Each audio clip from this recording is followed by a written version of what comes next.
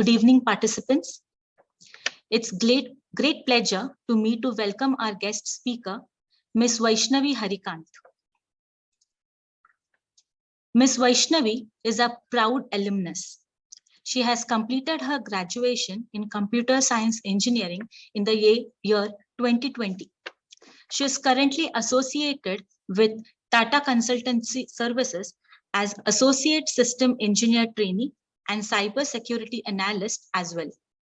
She has worked with topmost companies, to name a few, Larsen & Toubro Infotech and ScaleByte.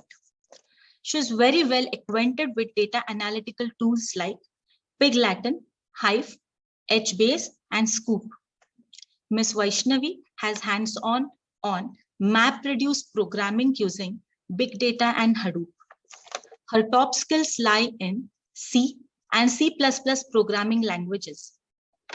With this brief introduction, I present before you Ms. Vaishnavi Harikanth, who will be sharing her insights on threats across the globe. I request participants to adhere to code of conduct. Vaishnavi? Hello, Vaishnavi. Yeah, good evening, ma'am. Good evening, Vaishnavi. Yeah. Am I audible? May I take a moment, Vaishnavi? Yes, ma'am. Would you prefer to take queries as and when asked or at the very end? Ma'am, both would do. It would be at the end of the session. Will that do? Yes, sure. Okay. As it is convenient to you, Vaishnavi. Yes, ma'am. Yes. Participants, you can also post the queries in the chat box. Over to you, Vaishnavi, now. All yours. Thank you, ma'am. Thank you. Am I audible? Yes, you are. I'll share my screen. Yes. Just a minute. Yeah. A very good evening to one and all present here. It's an immense pleasure to be part of this event. In today's session, I would like to speak about the threat across the globe. Yeah. Am I audible? Yes, Vaishnavi, you are clear. Yes, ma'am. Thank you. So, security threat across the globe. This is a buzzing word that everybody is hearing. So, we have to know, like, as and day we are going through, we are almost associated all our activities with internet. So, it's also important for us to know how secure we have to be, how vulnerable we are in the network, and how we can be secured. There should be certain preventions, precautions, and also cautious measures have to be taken. So it's in a layman perspective, it's nice to know certain threats that are, an everyday any individual or any firm, business firms are falling as a prey. So it's like small little things, a common perspectives. If we have an idea, that would help to be more secured. So I will be today focusing on my insights with the importance of cybersecurity, role of cybersecurity across the globe, the threats across the globe, and the precautions and the preventions. Going forward, the importance of cybersecurity. Here, cybersecurity is a buzzing word that associated with all the domains. Any firm, any data, the communication over network has to be precisely and secured. So we need to secure ourselves. That's what an importance of cybersecurity falls across. So there's the data safety, the privacy, the safety of our communication has to be maintained. What happens in cybersecurity is the mainly, if we focus, it is on monitoring the unwanted source of attacks. There could be any kinds of attack, there could be any kind of breaches happening. So we have to be aware, we have to be cautious, and we need to take a practical precaution so we don't fall a prey for that. So monitoring, mitigation, and remediations are one of the tools and terms in cybersecurity. Monitoring, it meaning where we keep a watch on what are the communications that is happening. how trusted source we are associated with, or the unwanted programs that will try to communicate, try to discard them. Mitigating is like how cautious we can be, and in case if we fall prey, how well we can diagnose it. And remediation is what are the steps that we take after, in case we are forbidden, but in case if we are attacked, or in case if we are under any threat. Threat across the globe. These are different kinds of malicious programs that are associated. It's a human intentions, it's the flaws or the vulnerabilities present in your system, and it's mostly the combination of a human tendency and the flaws, combining it to make threats for your system and for your. This is all for mostly in the monetary purposes. Everything either it's in the intention of a grievance or the intention to a monetary plus points, or to gain a monetary benefits. These are the threats that have been residing across the globe. So what we need to know is that how a system which is not isolated, that's connected over network, is at risk. What is the attack? What we have to know about it, how the attack happens, and where the attack happens. Starting with, initially, the first one is the account takeover. What happens over here? This is something very scriptures. These are not just with your example of like a credit card details. A attacker is trying to completely take over an account where he can intentionally change or register himself, unregister himself. These here, any website that requires a login, like you can say your Facebook credentials, social media credentials, your economical, like your day-to-day purchasing websites like the Amazon, Flipkart, all these different websites that require login. What happens? The account is leveraged and it's been taken over. So we need to be cautious that we be very preventive, and we make sure that passwords are clean, and do not keep any regular passwords. Here the attacker like typically tries to be a genuine user and tries to make changes to the account. He gains an entry to the account and makes try to take the benefits. How these happens here? The proxy-based checkers, one-click apps, brute force attacks, the botnet attacks, phishing, malware. These are different kinds of malicious programs that are present and that will make hindrance to the accounts. They try to gain access over your completely account. You just don't transfer or take money benefits, but in fact, you can make a lot of disruptions with these account access. Here, the one other way is dumpster diving. What happens here? All the mails that have been collected or deleted, these have been always stored.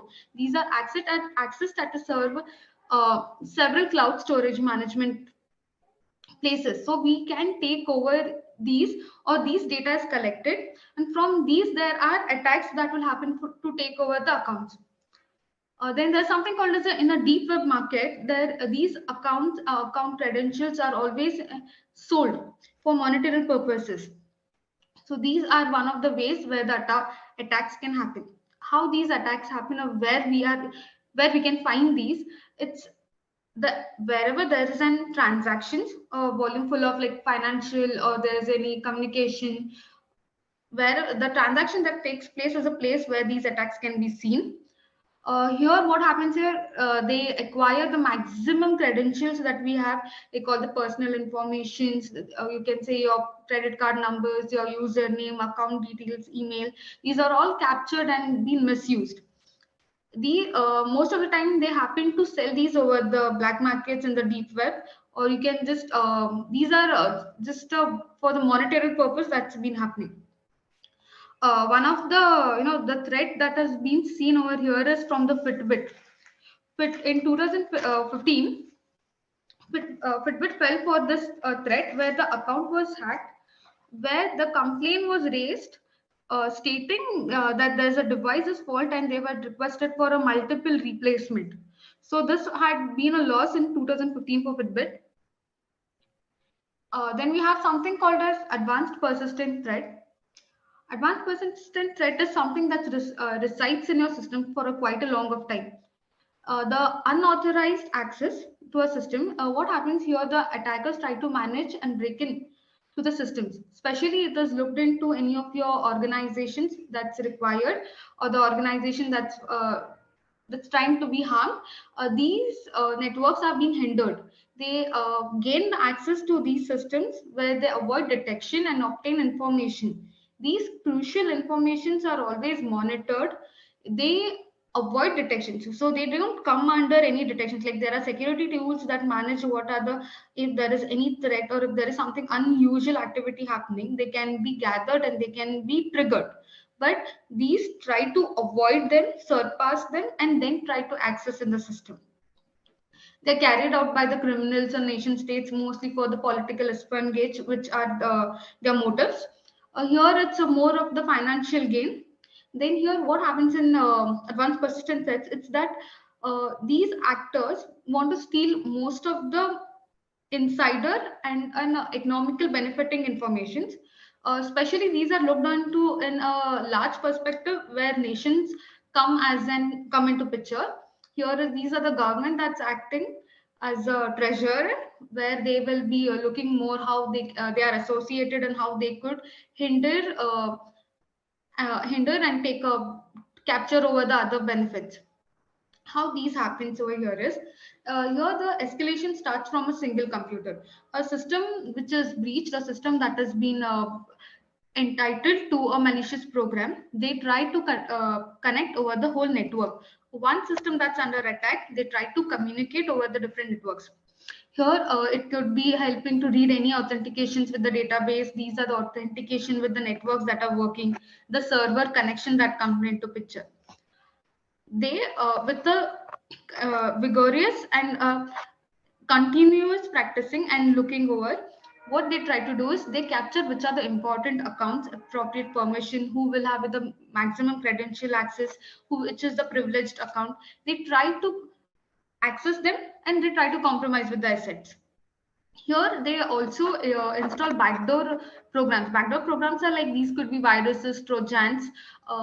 Trojans are nothing but a malicious program where there is not required any human intervention to work.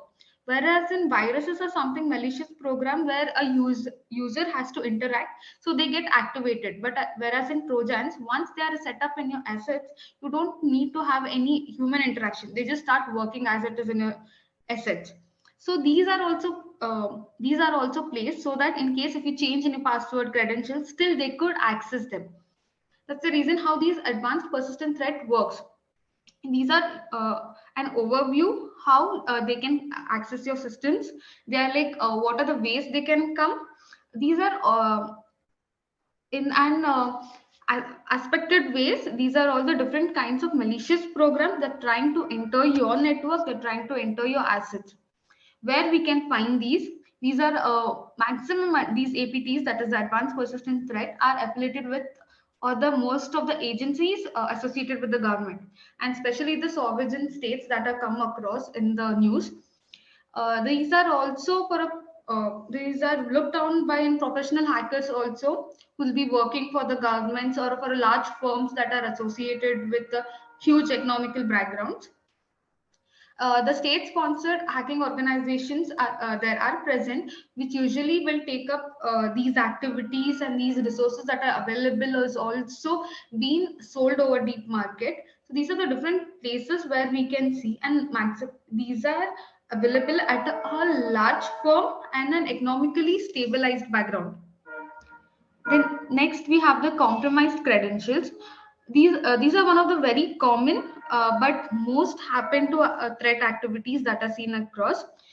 These are like a where the system or the user individual is entitled to a single factor authentication. Here we don't have multi-factor. Multi-factor is like, to log in we need multiple sources. Like once we put into the credential passwords, then we have to put the OTP. So there are checks, that is multi-factor authentication, whereas single factor authentication is just with your password or just with a passcode that's been entered. Here, what is happening here, where we need to take a stricter measurement that the password has to be of a certain length, certain combination of symbols and numbers and the alphabets. So these are, we have to look forward so that we don't fall a prey to it. What happens in compromised credential is most of the end user happen to repeat using the credentials. They just accept, or maybe in term not to forget the passwords, and over most of the social media, most of the sites, most of the any transaction accounts, they try to repeat these passwords, which has to be avoided so we don't fall a prey for these kinds of attacks. It makes these approaches on these human tendency makes the attacker easier for any kinds of like accessing account. A number of today's breaches are all because of these credential harvesting campaigns itself, because most of the time all the websites, all the storage of these passwords are not secure, they're easily breached, and these are all available on the deep market. So the social engineering that takes place, where they the different kinds of password matching that happens from the list of data that is being accessed is easily they can access your account. So be very cautious and careful so that you'll keep changing your passwords. How these attacks tend to happen: one is the password, the key, or the identifiers that's been discovered from the data that's available. The threat actor tried to gain an unauthorized access to the information and resources. These are all available that is being sold in the market. They can, the thing is, they can range from a single account to an entire database. They can try to access with them. They have almost, you can say, all the access here. All the access to the accounts are more of for a monetary benefits.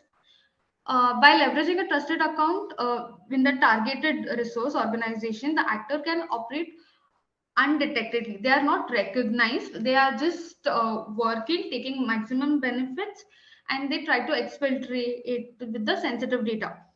So common methods for harvesting credentials include the use of password sniffers, phishing campaigns, or the malware attacks. Password sniffers are nothing but there is always a permutation and combination of these passwords that take into picture, and they are being completely implemented by automatically. And phishing campaigns are nothing but when a user is sent a mail, either through a mail or website which is malicious, ask the user to put into its credentials so they can have some certain benefits and they fall a prey. Whereas the malware attacks are the different kinds of malicious program that will reside in your system, that will access any stored password or credentials in your system will be accessed, and that's been easily burned out. So then where we can see these compromised credential is something like a huge attack vector where it's seen everywhere across the globe. There is no specific place or specific term where it has been concentrated. It's just widespread. Any computing devices where passwords are protected, and that's on a default password places. These are the main key areas which have been attacked. Any organization's network infrastructure is one place where these are maximum seen, because the administration access is very important, which they can have a maximum benefits. Then we have something called as a brute force attack. Brute force attack, this is very interesting, where it's a trial and error method where maximum attacks are one way intended through brute force attacks. They are simple, similar, automatic, but very effective. Brute force attacks, what happens here, it aims to take your personal information, your username and password. They always try making it various combinations of it, and these are mostly automated. And you can say like for example, in a minute there will be 60 passwords that are being generated. It's just a number for an example. They are generated, they are being published, and they try with the error and try hit methods. So once if its access is gained, these are a troubleshoot. They are troublesome. Why? Because once you gain access to maximum account, they have a leverage of any kinds of changes, data breach, any kind of monetary benefits that's been taken into a consideration. How this is a part of a dictionary attack. A dictionary attack is you have a number of combinations with all the alphabet symbols number. It with time it takes as the number of words increases in a password, it also takes time to attack. But there are effective methods where they are prone to be easily hacked. These work under like a dictionary and word list, is like they try to put in each and every permutation and the combination that will be associated with the number of letters or the keywords in the password. They even what happens over here, all these symbol numbers and alphabets all are combined. It takes a lot of time, but it's a very quick process. So most of the time people avoid using the default passwords or default that has been set, and they have asked immediately change over the password. So default like your 000 or password error, these are simple passwords that have been usually set up in an direct like a server or your database, where for initial access they present with the default password, but it is advised to change because they fall under such threats. And negligence and a mere negligence will lead to a huge loss, and that is an economical loss which takes time to cover up. For these, there are many automated tools for operating dictionary attacks, and this makes the task very easy and fast. So they are like very less tedious. All you have to do is start and end with the process till it gets matched. You have to have an access over the system remotely. Then the automatic automation tools that will start playing its picture. Where these happens, once remotely connected, it can take across any places. These hackers, cyber criminals, you can say with little or no technical experience also can try these, because there are maximum payloads available across the internet, so they take a leverage of these. The people behind these campaigns either have enough time or maximum, we can say they have a lot of computational power on their side to make it happen. So they can access, they have a lot of time to invest on to try out all the permutations and combinations of the password. So that the computational power also is an important aspect, time is important aspect, and right access to the system is important over here. Then next we have something called as the cloud access management. This is one of we can say maximum cases over here was because of a human error.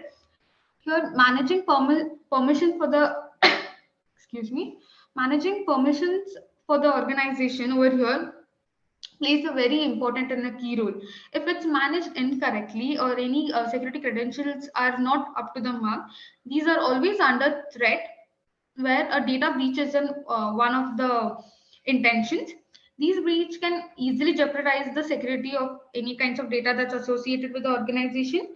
And as we see today, all the organizations are trying to be a part of cloud management and cloud storage.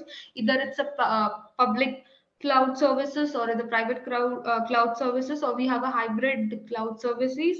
These services are always trying to give a security, but still those vulnerabilities present, maybe mostly due to human error of setting up the credential and security ways is one hindrance. So that has to be managed well. So what happens over here is anything miss out over here can lead in exposing the organization to unnecessary amount of risk. Your unnecessary amount of any data that's released or any employee credentials are released will always give an hindrance to your economic again. There is also hindrance to the brand reputation. How these happens, or how a human error comes into picture, is this one is poor communication. That's there is no proper communication led. So what happens here, the server, client access, all these access to the cloud, it's not appropriate in a secured way. Again, here multi-factor authentication has to come into picture, so they are secured access to these cloud-based storages or any services that are provided by the cloud access management. Then the insecure default configuration that has to be managed, and poor documentation. So once the every documentation should not have all the credentials, it should have the overview how you can log in, but not what are the credentials. Here, what happens is the attacker exploits a vulnerability and gains a foothold on your cloud environment. That's again any default password kept, or there is no completely firewall rule set up or APCL list that's been generated. These are rules set up so that not every IP is like an address to your system. So any bad address cannot communicate over your system, your organization services provided by the cloud. So these has to be managed well.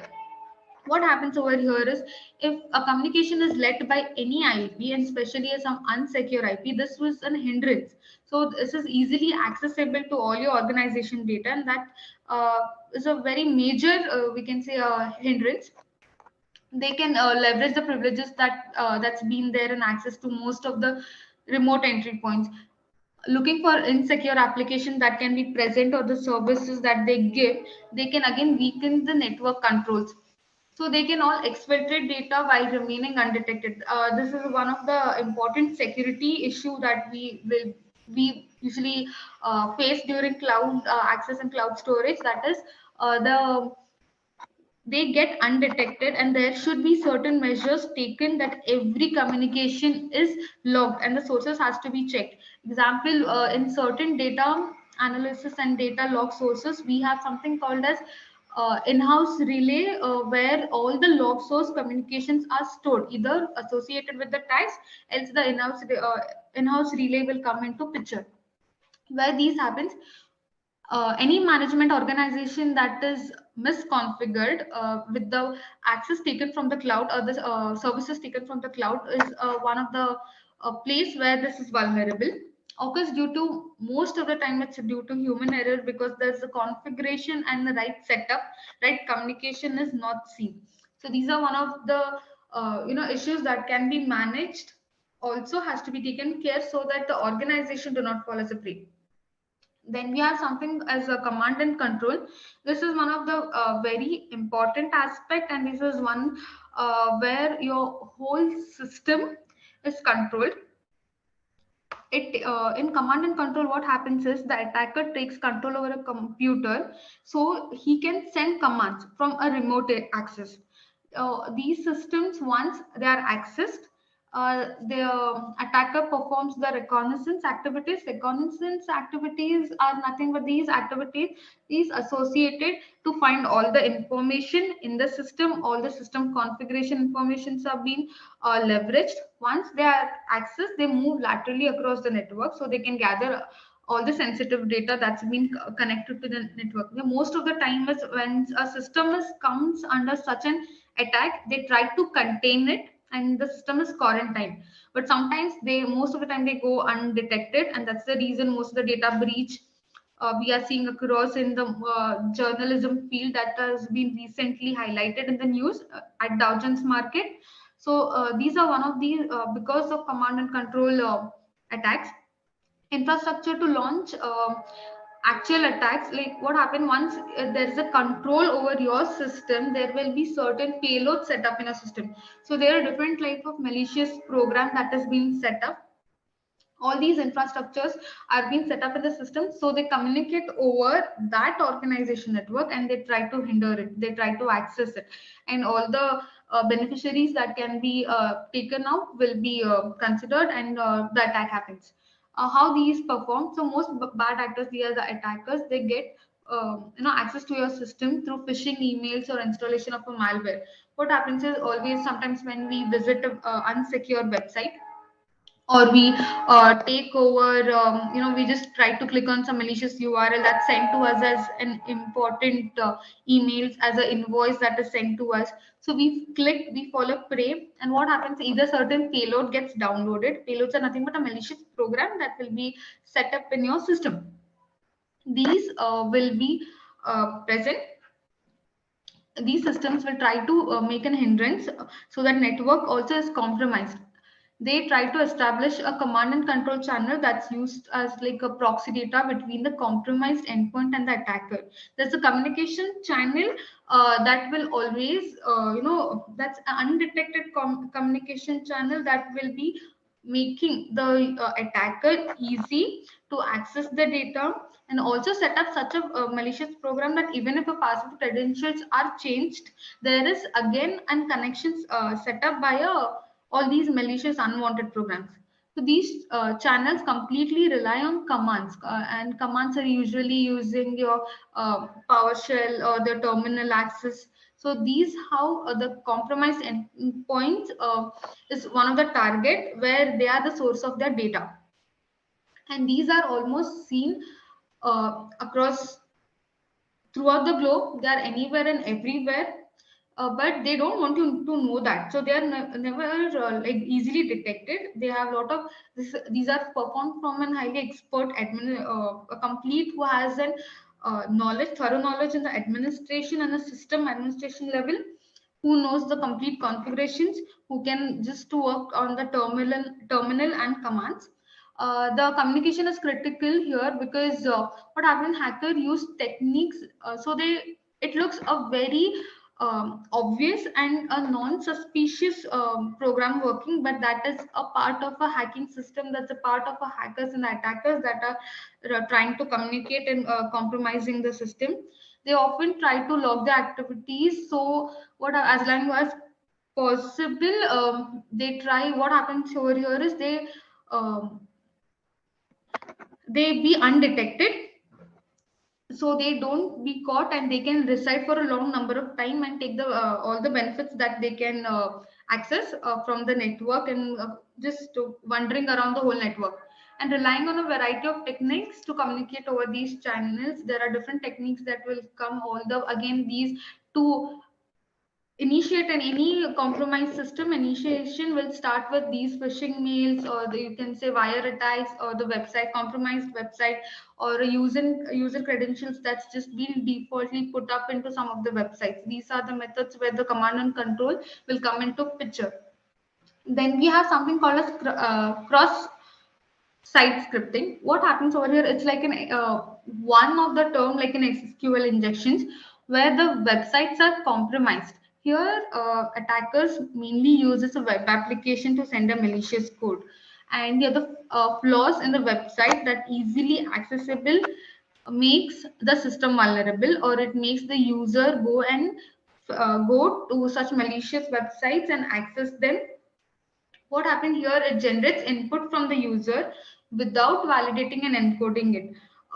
Here once the user whenever a website is not thoroughly secured and it's not under certain guidelines, signatures and certificates, the easily open source websites that are present, once any user provides an input, what happens is they don't validate it rightly, they just accept all the kinds of inputs, there's no validations.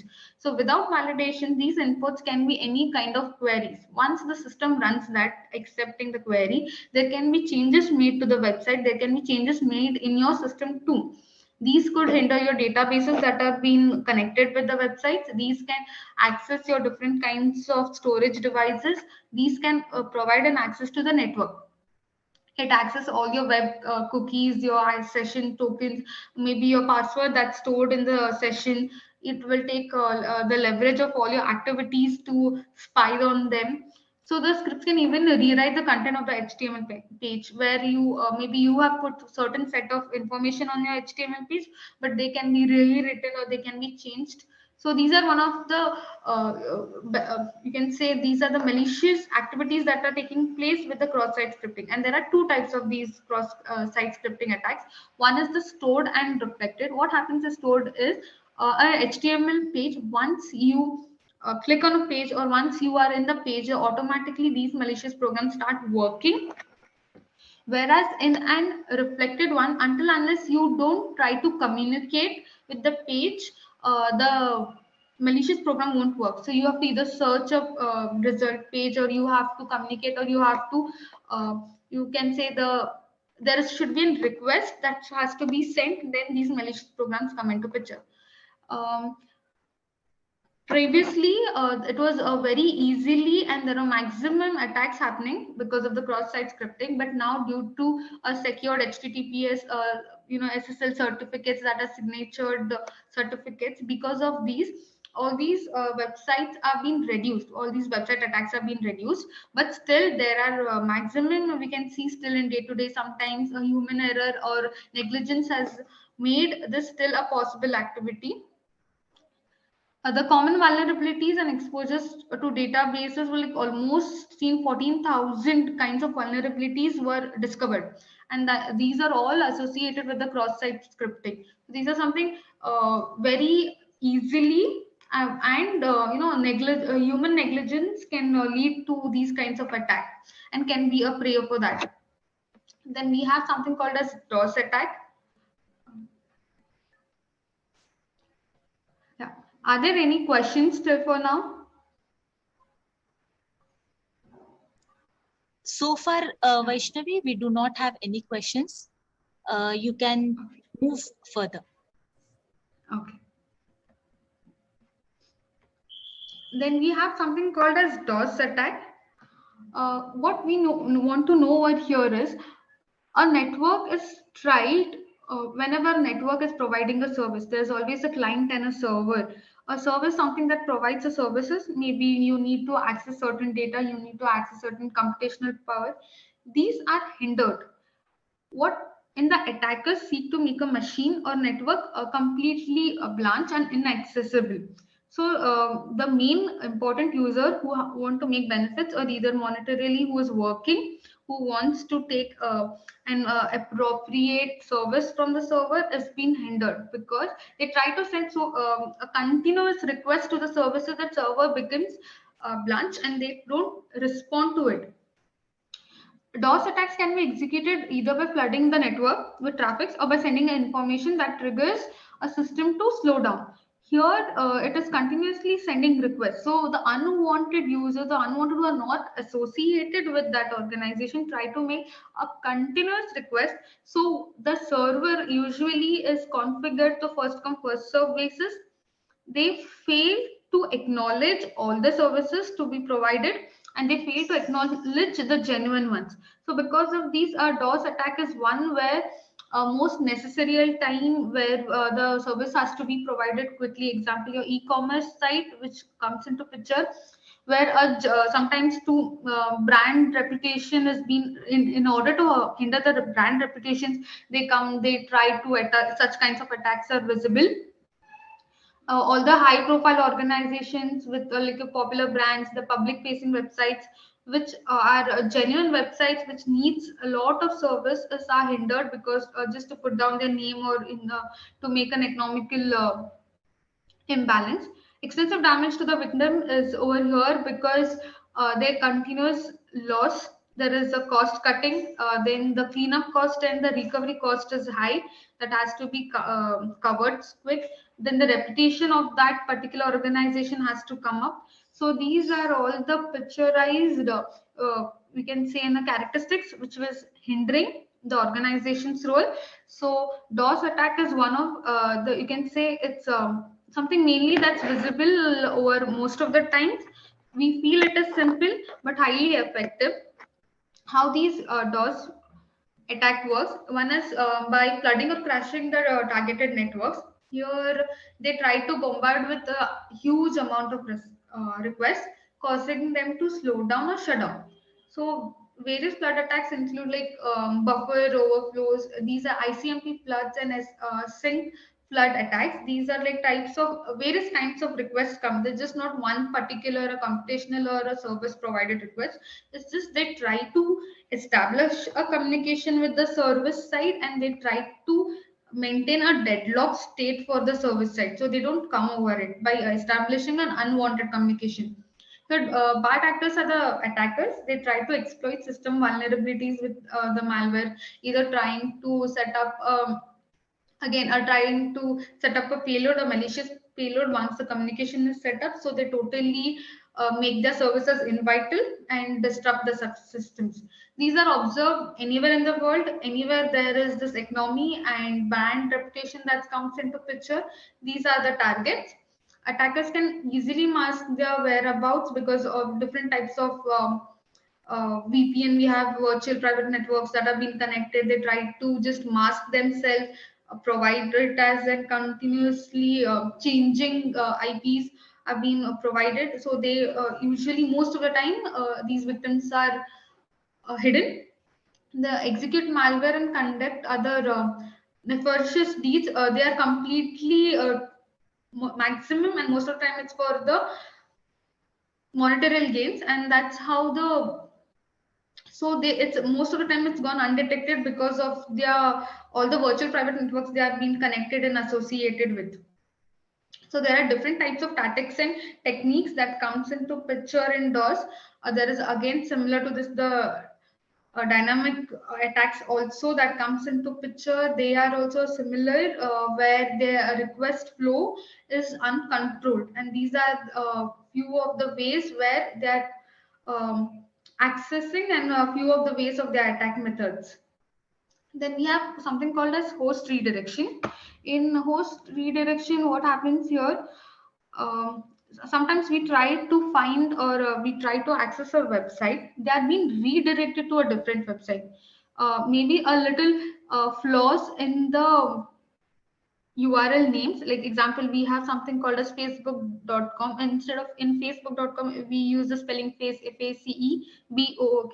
But in to redirect it, sometimes they just misspell as a B triple times the OK. So the in and around changes made, which is negligent by the user, has made these host redirection attacks. So sometimes there are also called as these embedded URLs. They present to be one on the URL address bar, but once they are redirected to a different site, sometimes the URL shorteners that are used, they are also used to mask these kinds of attacks. HT access a file, they are one kind of file that are used to deploy different kinds of URLs. Then in phishing attacks, the mails that we get saying it's an advertising, don't fall prey for them. Just you have got a discount, this is an invoice. Different kinds of mails that we get from there, which is being redirected to a different URL website, where that can be source of a malicious program that can be set up on your systems. They are here the completely thought process of an attacker is how creative he or she can get, or how creative way he can try make the user fall as a prey. So there are different kinds of like methods and methodologies they take and try to convince a user to click on and redirect the URLs. There's always a phishing attempt that's seen by sending a mail that could be exactly similar mail to somebody who is known person sent to you. So you just fall a prey saying that it's from a known person, and you just click on the website that's being sent. The website sometimes appears to be legitimate, just the same copy of a website is available, but we need to be sure that it's a secure website and a legitimate websites. Further, all these there are fox command and control domains in where these malicious programs are present in a website. So once you access that website, they start working accordingly and planned attacks takes place. Most of the time it's the individual systems where we can see uh, these are seen usually in any compromised systems. Like it could be an individual, for an individual attack also, for an organization based also. These are most of the time who is continuously surfing over the website, who is continuously just taking leveraging all over the website, who is continuously browsing, just trying to explore certain things, and is unaware of the secured and unsecured website, fall a prey for such kinds of attacks. Then we have something called as IoT threats. In IoT threats, it's like what happens in the research, it's found that almost 22 billion IoT devices are connected across the globe. They lack certain securities which has made it easy. They lack certain security which has made it easy for the attackers to gain access in the systems. What happens here, once they gain access, they can try making any kind of changes. Maybe suppose if your system, your smart homes, your smart panels that are crossed, maybe a security system, if it's that is attacked, maybe they can disconnect you from the security alarm. So these are different kinds of attacks that happen in the IoT threats. These attacks are delivered across all the systems using IoT devices. These are the smart automation tools that are connected, and they are always, they're most of the time they're connected over network, so they make them easy to communicate. It's also smart as we are growing and we are adapting these IoT based technologies, but also we are in a part of a hindrance where they can easily be jeopardized, where they are trying to take over the accounts associated with, and they try to communicate and hinder these all the access issues. Then what happens? The hackers and malicious these malicious nation states, what they are considered. they try to exploit these vulnerabilities that are connected to devices, all the IoT device that is connected across the system. So there can be many organization that is relying on all the IoT working. So the intention to brand powering and brand reputation in intention to hinder them, the most of the vulnerabilities are exploited and try to attack at that sector itself. They tried using them being undetected, they try to steal most of the data that's associated with the organization. All the critical informations are shared across using these threats and these attacks. They try to infiltrate is like try to access a system and try gain accessing over the network also across the organization. The any newly gained access, so they try to surpass them, they try to communicate and try to establish communication over a whole chain. So just not one system or one particular domain is affected. In fact, they try to hinder the whole organization network communication. So then there are various malicious access that will be that are present, so they can gain an access. Where do you find these attacks happening? This is across the globe again. These systems are targets like any hostile nations that are maximum relying on the IoT threats in the terms of infrastructural gains, in the terms of an advanced organization where they are relying on automations, IoTs. These are the places where maximum threats and attacks seen.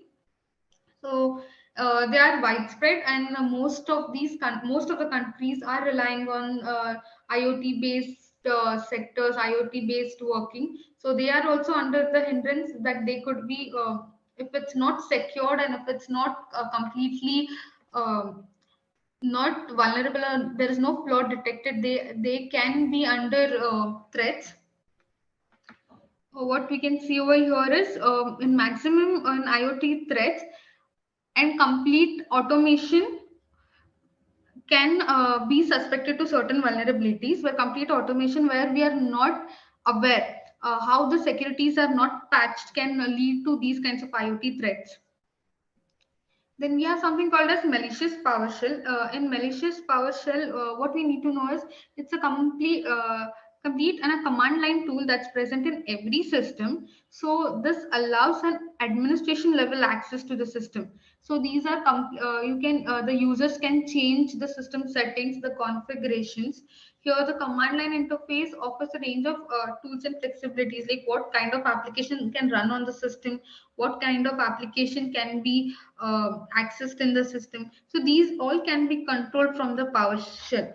Once a system is accessed in such a way that attacker has an access to your PowerShell, then he has a leverage to perform any kind of activities, like any malicious program that can be set on your system that could be hindrance towards your system and network organization that comes into picture again. So all the endpoints that have been connected remotely, all these they can try to perform activities from a remote area itself, accessing an individual system or an organization complete network using the PowerShell activities. What happens here? Scripting languages that runs on the most of the organization machines.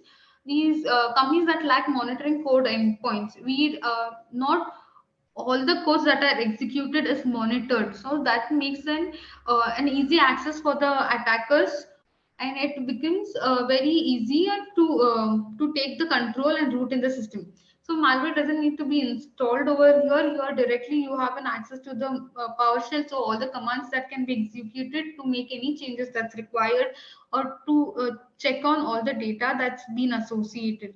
The hacker can effortlessly bypass detections because these are from an internal and system level access has been provided over here, so they most of the time they go undetected, because and most of the time the codes are not validated that's been running. So it's very important that all these has to be log sourced and well captured.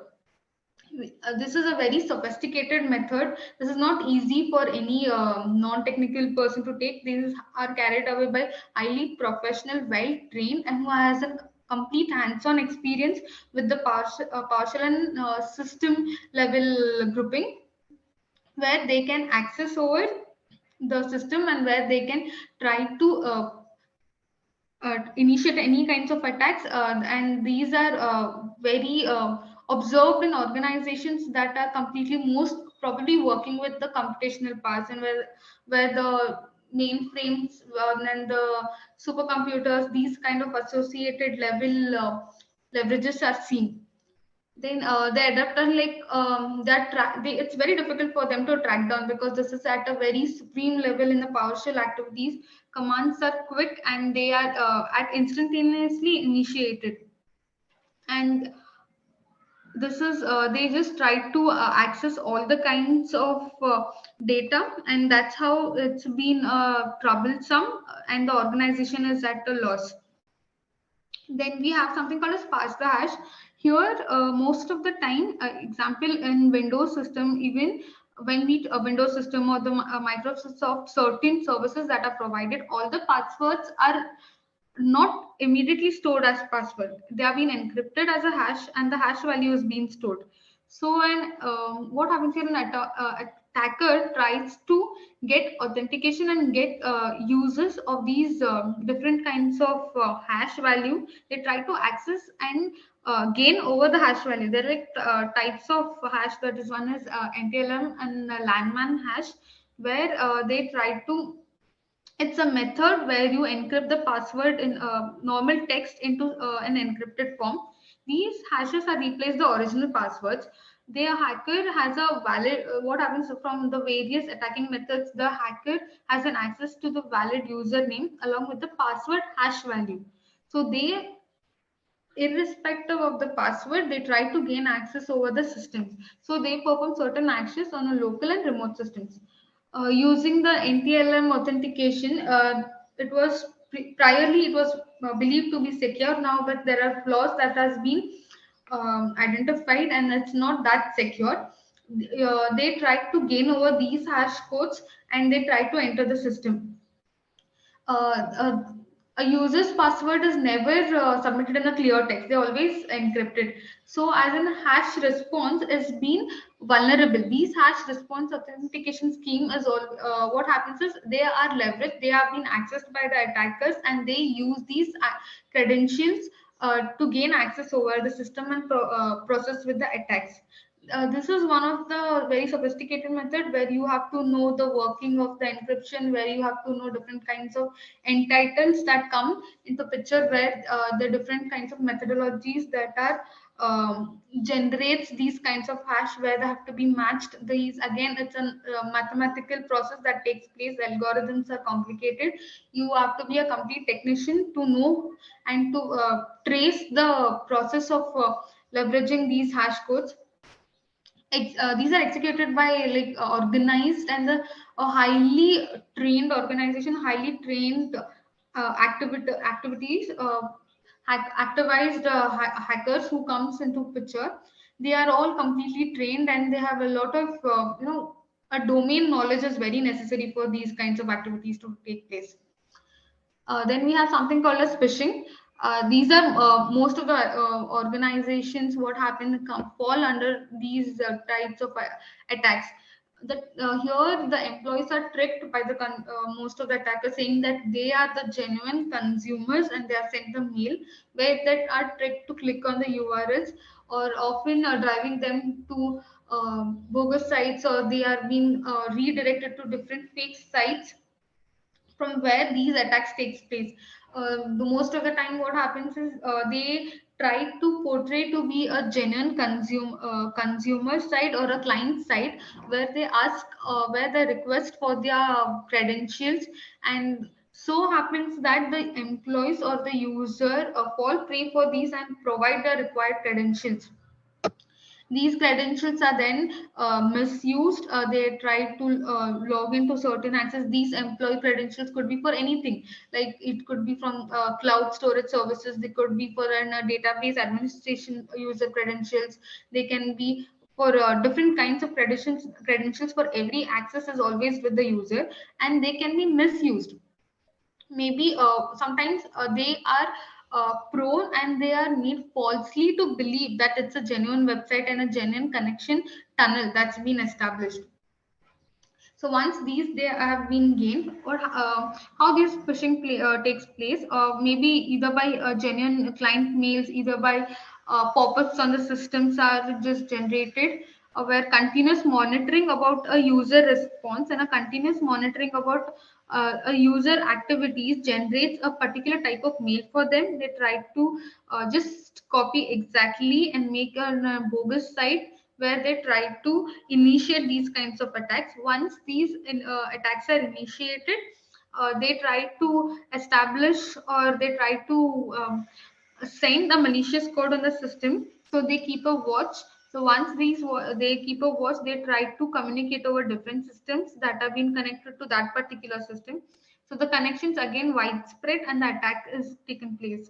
So it seems a very small initiative, but once it tries to spread across, it will cause a great hindrance. Data, maximum kinds of data breach. You can see all the ransomware attacks. All these were the initiative from the phishing sites, from where the malicious payloads are set up into the system, and then the attacks are taken place. Phishing attacks all over the world, they are present, almost you can say every single user to an organization, all are a prey of these phishing. We have to be very cautious. We have to make sure that we do not just click on any URL. Make sure that we confirm with the client side or the sender side that it's from them who have been sending these appropriate emails. InfoSec is one of the information security institute. So because of the ease and availability of these phishing toolkits, it's become with minimal techniques also people are trying to initiate these kinds of attack for certain small gains or the huge gains. These campaigns are leveraging too much, and these are easily available on the internet, and deep webs are one of the source for the data that is accessed for various kinds of attacks. The people behind these campaigns run the range from like individual hackers to organized cyber criminals, where all kinds of people participate and follow prey. Then we have something called as ransomware. Ransomware is a basic malicious program once residing in your system happen to create and unusual activities in your system. What happens, they have encrypted your system. Your system is like locked. You can't access it easily until unless you don't have an encryption, and for that encryption that's happened, you don't have a decryption key. So once you pay a certain amount to that, then the attackers provide you the key so that you can access back to your system. And most of the time with ransomware, what happens, they these attackers try to sell, if it's in a certain amount of time, if you don't provide them what is their requirements or what are their demands, they try to sell these, or the data leak. There's a possibility of that, there's a data breach, they try to sell these data in the deep web, or it's just put across the internet. So these can hinder the organization reputation and organization details, which are maybe it could be a very vital information that they are going to leak. Certain times it's also the defense that comes into picture, journalism domain that comes into picture. How these happen is, usually the attacker tries to communicate and set a communication on a user's system.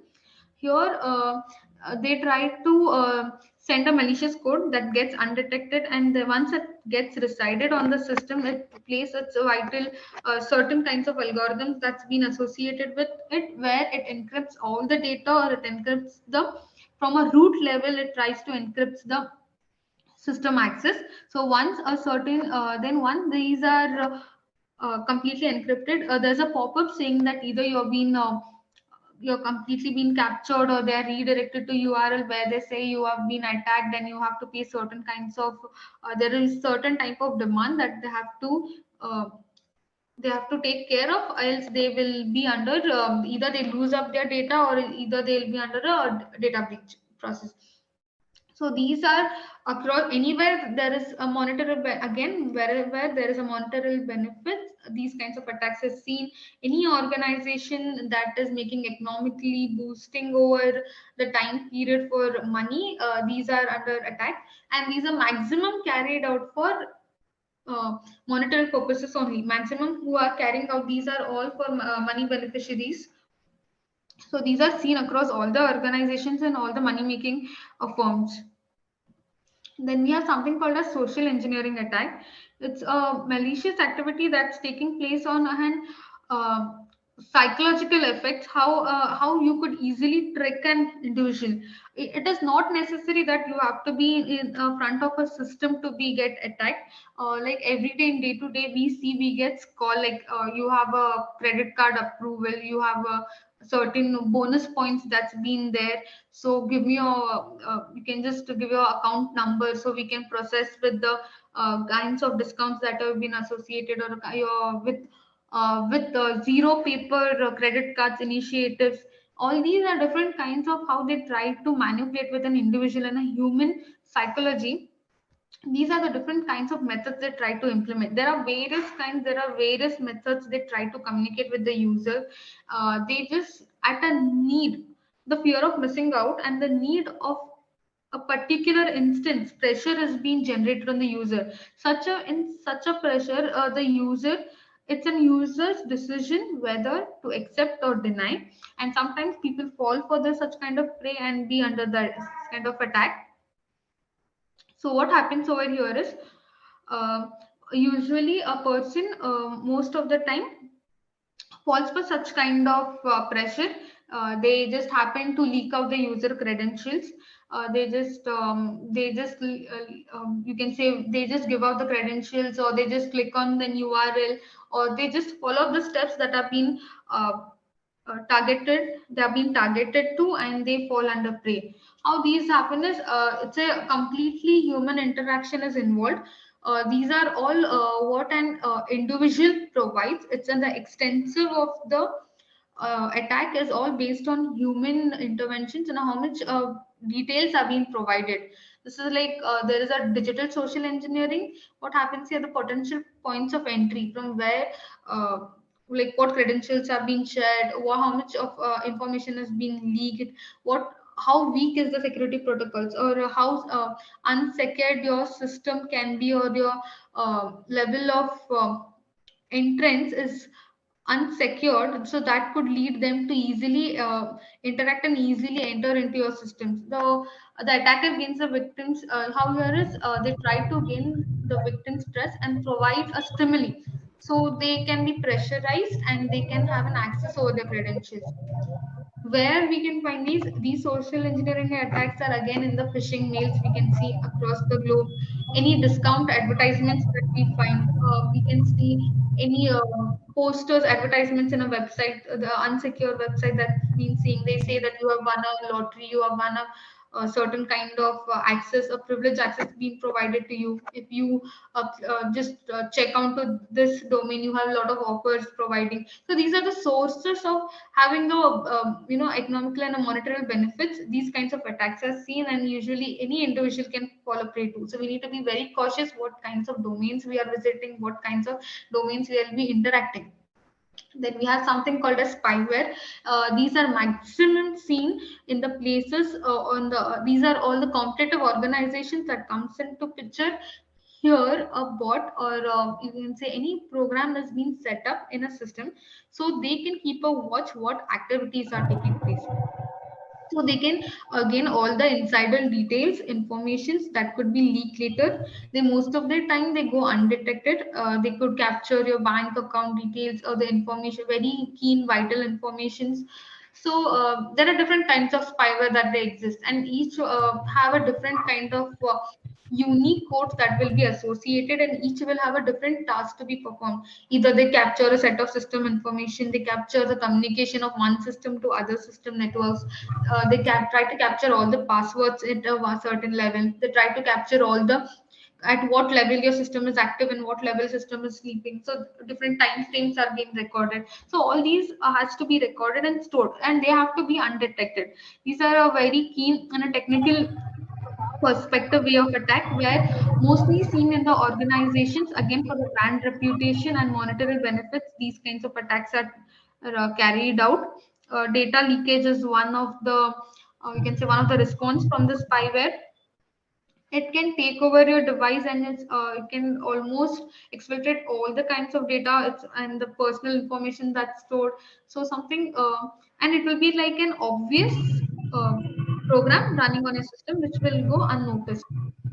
Here, a spyware can install itself on the device and on unnoticed. It's like a Trojan. So you don't need any. Most of the time, you don't need any human intervention to activate that spyware. Just by once it resides on a system, it can just activate itself and get multiplied, or it can also self-destruct itself. Also, sometimes certain codes are written once the copy payloads are being executed, the original gets self-destroyed, so that there is no, you can say there's no suspect of any kind of malicious program on the system. Accepting a random prompt or a pop-up online websites, we they just give us fake just accept certain rules, certain given provide your email or provide certain acceptances. These are the pop-ups that we see on the website. Sometimes happen at the backend or in backend level. They try to download these malicious spyware programs and set up in our system. So these are hindrance. So be very cautious to what pop-ups you accept and what pop-ups you are communicating to, or what communication level you are providing to the network. So what, how much amount of details that you will be providing. So then opening an unsecured email attachments from an unknown sender, be very careful. All the spam messages are most of the time happen to be source of these kinds of attacks. Where we can see these are all there are different kinds of kits we get. These are sometimes these are all amateur kits or toolkits also we find, but sometimes they are very genuine. That's been uh, found across and that's sold. And this type of attack can be seen anywhere, and these are mostly concentrating on an organization monetary profit. So to make a hindrance to such kind of firms, these kinds of attacks are observed. Then we have something called as typo squatting. This is it's a kind of phishing attack again. Your domain names are misspelled most of the time over here. Sometimes we feel we are going into the correct domain or correct website we are trying to communicate, but just addition to once, just an alphabet at the start, end, or in between, or they are being masked with a different name. They redirect it to a malicious program. They are redirected to a malicious program. You can see a malicious URL website that is being carried out, and these website can be source of different kinds of again unwanted PUPs, that is the unwanted programs that can be downloaded into your system, and then the attack starts. So these are certain ways, all these attacks that were being I have mentioned, these are certain ways that will try to initiate or start how a malicious program can come into your system. What the malicious program, that's a complete technical level, that's complete there are certain set of algorithms that will be running, there are certain types of communication and commands that will be executed, so these communications are set up and they access over your system. Here this is what happens in typo squatting is any normal, it's just an example here, a 14-year-old also can register himself, take up a domain, just mask it or make it as a presentable, and try to set up all different kinds of malicious program in that website. And any user tries to communicate or tries to set up a communication with that website could be or you can say they can fall a prey to different kinds of threats. So sometimes they are not harsh, but sometimes they could make a most part of destructions once they get into an organization level of network. So be very cautious what kind of URL and what kind of website we'll be communicating to. Here more than attacker, it's the target is important here. What amount of benefits you will be looking gaining, on that basis these targets are associated. These URLs are shared with certain people who can easily fall a prey for, and most of the time these are shared on phishing mails or spam mails that have been in your system. Then we have something called as wire attack. This is here there's something called as this is a very sophisticated and highly um, economically hindrance attack. What happens over here, there is something called as swift this is a security system present in the bank. They have tried to find a vulnerability in the Swift security system. They have made an communication and established a fraudulent messages saying that you need to transfer a specific amount.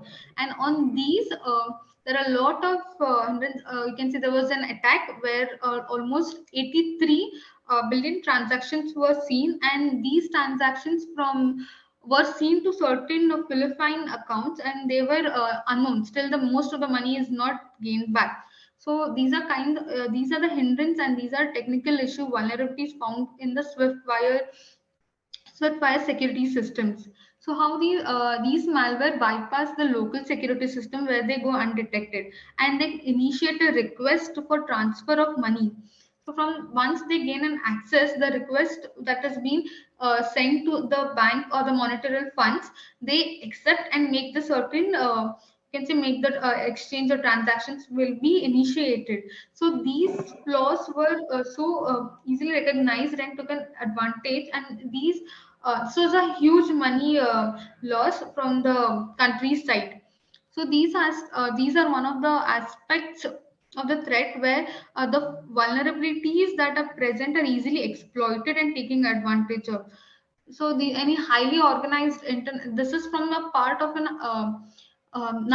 nation state cybercrime groups itself. They are all leveraged and highly technically well advanced with the attacks.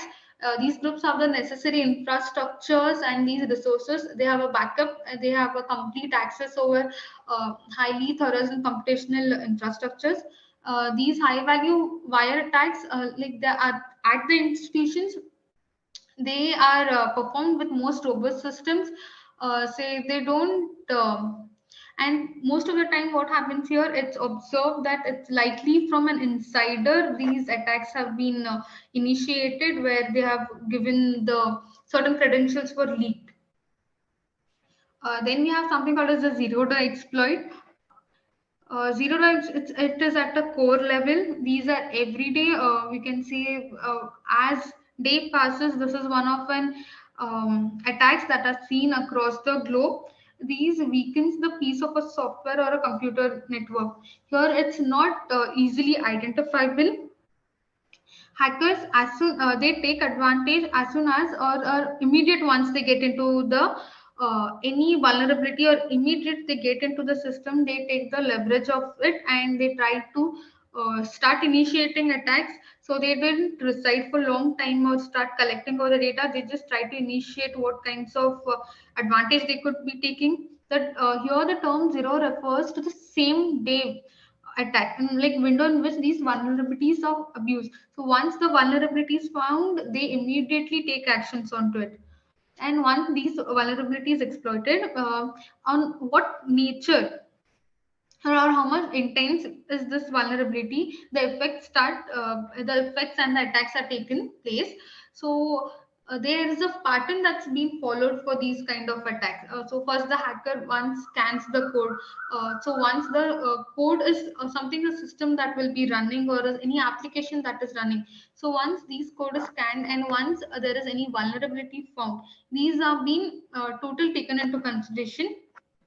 These flaws are then tried to be you can say they try to be mend, they try to perform certain actions with that, and they try to insert and input such a way that they can exploit more other vulnerabilities associated with them. Then once they get these exploited vulnerabilities, they try to communicate over the system and infiltrate most of the data, and they try to set up their malicious code. So once this is all completed, they try to launch the exploit. That is the it will start affecting. Maybe your systems could crash. Maybe the services would be restricted. The system could behave unusual. Then the systems, or maybe that system would start communicating to any kind of various IPs or across the globe communications. So they can set up with the communication can be set up with the attackers and other resources to gain all the access. So different kinds of attacks will be taking place over here. Here, the what happens over here, like report from cybersecurity ventures, they predict that in certain years, uh, it will take every single day, because it's so vital and so completely progressive in an exponential way, that the technology has been so vitally used to exploit most of the vulnerabilities in the system. They are used here so that they can easily find out what are the code scanning is automatic, the code scanning is very quick. So your different kinds happens in a very less number of times and easily exploits most of the application vulnerabilities. What are the precautions and preventions that we could take over here? At a layman's perspective, we need to be very cautious. There should be regular system checkups with your anti-malwares, anti-web threats, all the different kinds. Make sure your systems and applications that are present in the systems are updated and have a right licensed version, and they're downloaded from the uh, exact and then most well resourced and then most secured website, not just any advertisal, or you can say which are suspected to any kind of sponsored websites are not being associated. So we need to be cautious about the open source tool. I don't say all the open source tools are infectious, but not all are safe also. So we need to be very cautious which open source tool we are communicating and we will be using, how what kinds of access we are giving of our system. And most of the time in organizations, be careful, be secure, and see make sure that it is an approved software, open source software that's been used. Don't fall for any discounts and coupons that mails being sent on a corporate level or your personal emails. Don't fall a prey for any kinds of discounts offered or any free offers, any URL that can be redirected. Be very cautious on what emails you're opening to, what emails you're communicating to. And regular change of credentials is very important. Keep updating and upgrading your passwords. Try to keep it very, complicated with lots of numbers and symbols including in between. Don't keep something that's easily guessed or easily present in any of the books. Keep something hard and something that's been regularly changed. And don't use your credential across all the different domains as same credentials. Don't use them, try keeping different ones. And be aware of websites and its redirections, what website you're clicking into and where it's redirect. Sometimes we try to example it, there is a facebook.com domain that we are trying to access, we click on that, but it might not redirect to the main web page also, Facebook web page. It might redirect you to some other page to download certain things. So be know when to quit them, or initiate your to clear your browser cache, so that in case in your cache could be one source of affecting such kinds of systems. So be very cautious where you're communicating and how you all will be interacting over the network. So that's it's a human tendency most of the time to fall prey for any easily or pressurized or peer pressurized to click or redirect over the URL, but be very cautious. Thank you. Thank you, Vaishnavi. Participants who would want to ask any queries, please feel free. You can also post your questions in the chat box. Or if anyone wants to ask a question or a query, I can provide the mic. Ma'am, there's one question. I think Yes. it's what is the scope of job opportunities in the sector? Yes. Yeah. Cyber security, I'll say it's an evergreen domain. From the start, if we say in a basic level for an organization, from the start, it's the cyber security that starts as a foundation, and at the end, it's the cyber security that will be taken. Threat intelligence. There is certain different level of applications that come. Very small domains in cyber security has a lot of scope. We have something called as malware testing, malware scientist. We have unwanted program initiation. So all these, there is penetrating testing. So it has a vast scope. Every small name you take, everything is associated with cybersecurity, most of the domains. So like access management, we have the identity access, we have firewalls, we have the networking systems. This is a vast scope. Everything is something always connected with security. So you have lot. widespread and a evergreen scope. So we can say it's always optimal, and it's not necessary that you have to be completely from an technical domain. You can start with certain levels trainings. Open source tools are there. There are directly developed tools which will be using. So you need to know, with a hands-on experience you will gain in a well-careered perspective. So it's a right place to be. I hope That this was, answers the question. yes, that was valuable input from you, Vaishnavi. A question from me, that is, what kind of tools that are popular that will be helpful in this sector? What tools can students study so that they can get jobs easily, or they can reach up to that level, you know? Cyber security, what happens here? Every organization is restricted to certain kinds of tools.